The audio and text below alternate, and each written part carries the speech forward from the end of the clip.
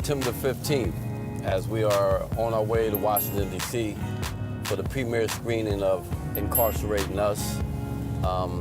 Documentary, just like other documentaries, Elementary Genocide 1 and 2, is basically put together to raise awareness of the criminal justice system, mass incarceration, and real reentry solutions for our brothers and sisters that are returning home from prison.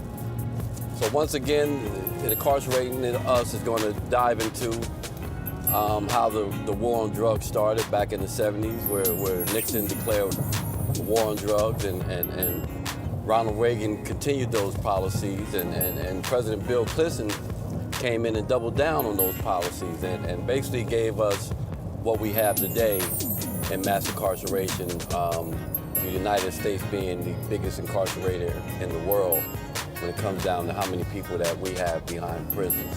A report just came out yesterday that talks about the $1 trillion in costs of incarceration, and then if you add on the social parts of that cost is even higher. So when we look at this system of mass incarceration and where we are today, we have to start looking at how do we not only dismantle that system, but also look at how do we start to reintegrate those who are coming home from prison back into society. And when we do that and do that right, we not only reduce crime, we reunite families, and we make our communities safer at the same time. Let's talk about 1963 during the Civil Rights Movement. You know, we fought for the civil rights, we won that, and in 1968, Martin Luther King Jr., along with Ralph Abernathy and the Southern Christian Leadership Conference, all decided that they will start another campaign, which was the Poor People's Campaign. And why did we do that? We did that because once we found and once we got our civil rights, that did not lead to economic rights. And those economic rights and those economic injustices that we face was still prevalent in 1968 as they was in 1963.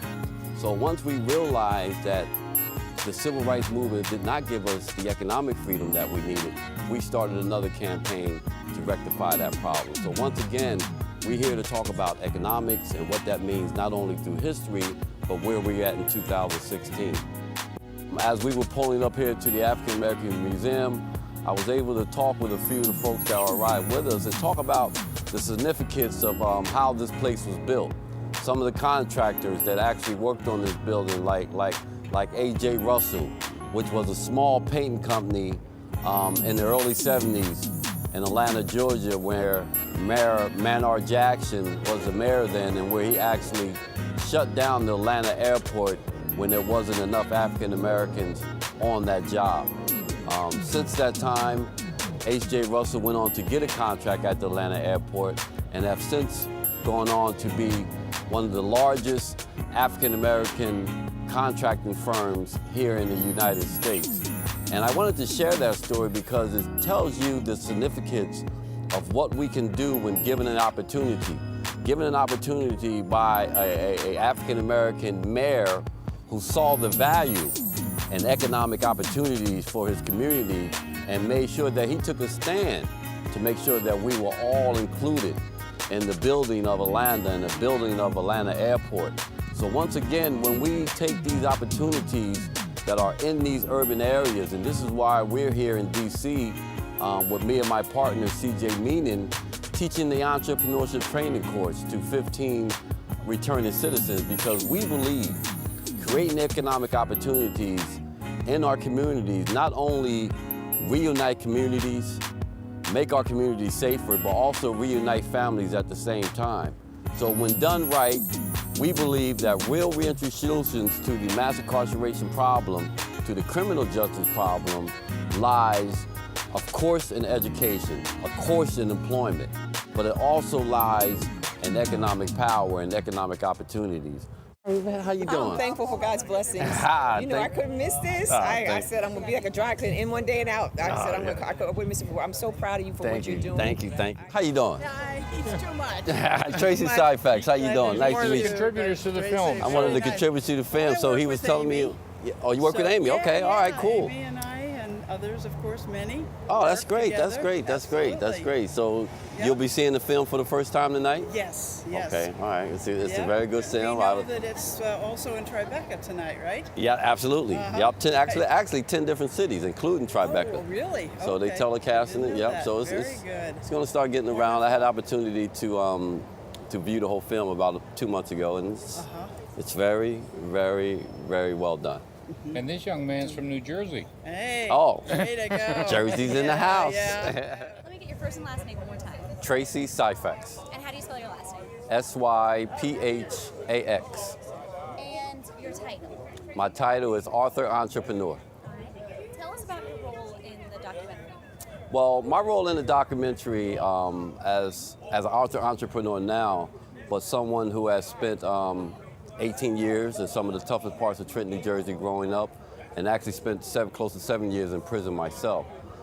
So having gone through those experiences, come home and been able to get a job and then turn that job into a couple of businesses, I was able to tell my story to life as my movie for the documentary Incarcerating US.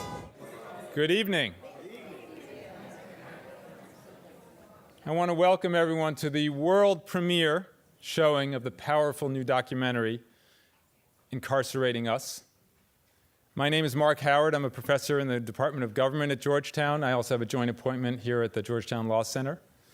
And I'm the director of the Prisons and Justice Initiative at Georgetown, which is sponsoring this event. I also want to acknowledge a co-sponsor, the Race and Criminal Law Working Group at the Georgetown Law Center. Now, as many of you know, but perhaps not all, the Prisons and Justice Initiative was launched just last semester. And the goal that we have is creating a nonpartisan academic institute that brings together leading scholars, practitioners, and students who are interested in examining and hopefully finding solutions to the problem of mass incarceration. There was a story today we had in Politico. My colleague Sarah Wheaton quoted Senator Cory Booker saying he thought there's only a 20% chance of a deal on sentencing reform. Do you agree with him? And what do you think should happen on Capitol Hill right now? Well, I hope he's right. It's only 20%. Well, the word that disturbed me was the word something. We got to pass something. How about thinking about what you're doing and do something positive that makes sense? In crime policy is easy once you've made the decision of what your purpose is. Are you playing politics or are you trying to reduce crime and save money? Now, once you've made that decision, the rest of the policy is easy. In Texas, they figured out how to, they were facing a budget deal. Somebody said you had to build $2 billion worth of new prisons at the rate you're going. Somebody says, well, if you invest about a couple $100 million intelligently in prevention, early intervention, and rehabilitation, maybe you wouldn't have to build all $2 billion worth of prisons. They did. Turns out they didn't have to build any new prisons. They actually closed some they had.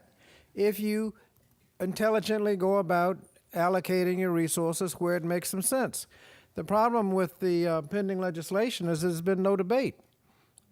It was basically a political operation where everybody kind of went in the back room, I need some of this, you need some of that, and then you come out, can't we all get along? I can't get a straight answer to anybody. What is the purpose of the legislation? What problem are you trying to solve? Well, Senator Booker says, look, it'll liberate men and women. It'll let people out right now. We can come back for better legislation later. That's a real close call. Really, I mean, it's a close call. CBO scored it at $700 billion savings. Now, there's one good provision. It's retroactive application of the Fair Sentencing Act. That's a big deal. And that scored, the total score, $700 billion, that's half of it. The president, in his executive actions, is actually doing, I don't know what, if they rescored it now and rescored it at the end of the year, most of those savings would have been achieved just by executive action. The problem with the bill is it has so many forward steps and backward steps. When you add it up, you're not sure whether you're... Would you vote against it then if it came up? Yes, I think there are dangers in the bill because, one, it has, I mean, what is the purpose of the bill? How do you explain new mandatory minimums in the bill? expanded mandatory minimums in the bill, reduced mandatory minimums in the bill. I mean, everybody said, I get a little of this, you get a little of that. Yeah, I'm going to vote against it because the purpose of those mandatory minimums was to get anybody who supports it to shut up about mandatory minimums. Because you can't come in and say that mandatory minimums, as Julie's been saying for 20-some years, you can't, mandatory minimums are inherently reprehensible. They do not reduce crime. They discriminate against minorities. They waste the taxpayers' money. This is a RAND study. Waste the taxpayers' money. And they inevitably will require a judge to impose a sentence that violates common sense. Tracey, what happened to your cousin? I'm curious. Your cousin who's in the film. My cousin is in the film. He's home. He ended up going back, relapse, but I believe he's home now again. So, you know, when you look at drug addiction, and I tell people this all the time, you know, a lot of kids are growing up in situations that they have no choice in. You're not born into a neighborhood or born into a family that's effective or ravaged with drugs. It's not a choice. It just happens. And far too often, when that happens, you know, we have a nation say that we are built on Christian principles of the Bible. Well, I've read in that Bible where it talks about forgiveness and redemption.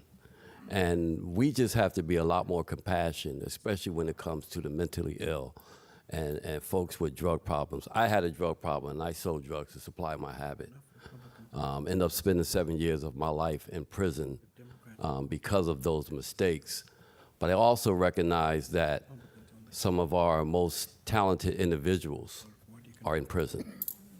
And if we can give them the opportunity, and I've been so glad to be, for once was a part of the problem, but now consider myself to be a part of the solution, is that we've actually developed a program, as myself being a 21-year entrepreneur now in business, knowing that I know we have some of our best talents in jail, we created a program to teach them entrepreneurship and to teach them how to start and run a business and to teach them how to fend for themselves when nobody else is going to give them a job. So I'm proud to be here in D.C. We're actually doing our pilot program here in D.C. where we're taking 15 returning citizens and teaching them how to start and run a business. I believe some of our students are here in the audience tonight. Are they still here? I see Melissa back here. Melissa, just wave your hand. And a few of our other students was here earlier. My partner, C.J. Meaning, is here, who's the professor of the bunch. I'm just the guy that with the experience, but this is the actual guy that teaches the academics, and I kind of come in and give them the real-life experience. But once again, I believe they all have the talent and ability to do some great things if we give them that opportunity to do that. So, and I just want to say before I end, I want to thank Reagan and Vincent for a great year and a half that we spent working on the film. We have some stories about filming in Trenton that'll kind of make another movie for itself, but it was a great time spent with them, and I'm just so proud of what they were able to do and how we can take this film and raise awareness to this issue. Thank you. And Carolyn,